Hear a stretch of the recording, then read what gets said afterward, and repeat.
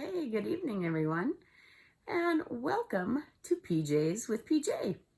This is Pajama Talks with Pastor Jeannie Sortland, and I serve the United Methodist Churches of Kensal and Wimbledon, North Dakota.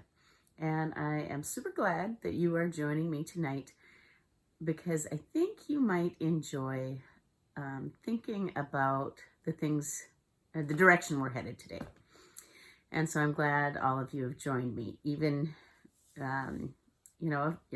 the faithful following, or maybe you have never seen me and you just thought you would click on this today. So I'm glad you're here. And those of you that have been watching these know that crisis schooling for my first grader has not been going well at all. And today Kent was home long enough to see how it goes. And he was also not impressed with how Solomon was handling things and how he was treating me. And so I kept trying to keep Solomon going and being firm and dishing out consequences. And Kent just thought, oh my goodness, this kid will never see his iPad again. And that's not going to go well either.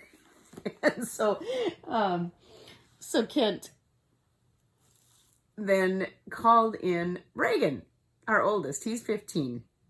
And I'm like, what are you doing here? This is not going to fly. And I could not believe it. In fact, it'll probably be one of my most favorite memories of this pandemic, was watching how Solomon responded to Reagan and how Reagan was able to get him to decide that he wanted to do his work. And they came up with a plan for the week. And I mean, it was like Solomon was putty in Reagan's hands.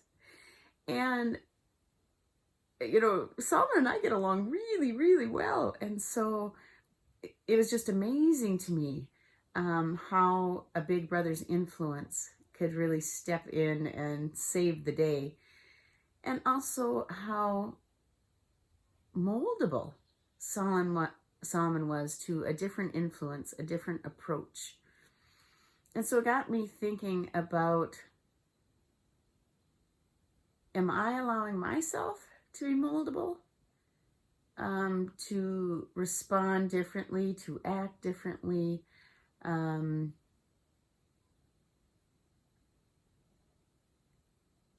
And so anyway, it got me thinking about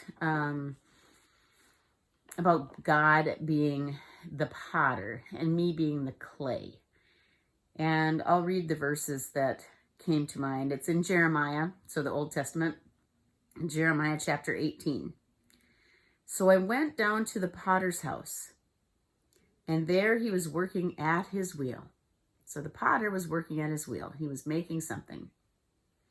The vessel he was making of clay was spoiled in the potter's hand, and he reworked it into another vessel as seemed good to him. Then the word of the Lord came to me. Can I not do with you, O house of Israel, just as this potter has done, says the Lord? Just like the clay in the potter's hand, so are you in my hand.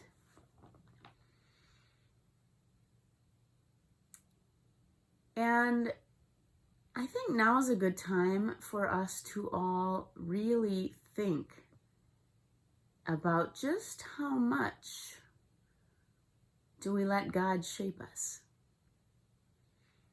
Are we holding firm with what we think and with how we think things should go? Or are we listening to that still small voice that is trying to change us in subtle ways all the time? Or maybe in big ways, like, we blow it really bad and, the clay is ruined. But we're never ruined. The clay is never totally ruined because it can be reshaped and reformed. And that's where grace comes in. God is never done with us. God is never done making us into something new.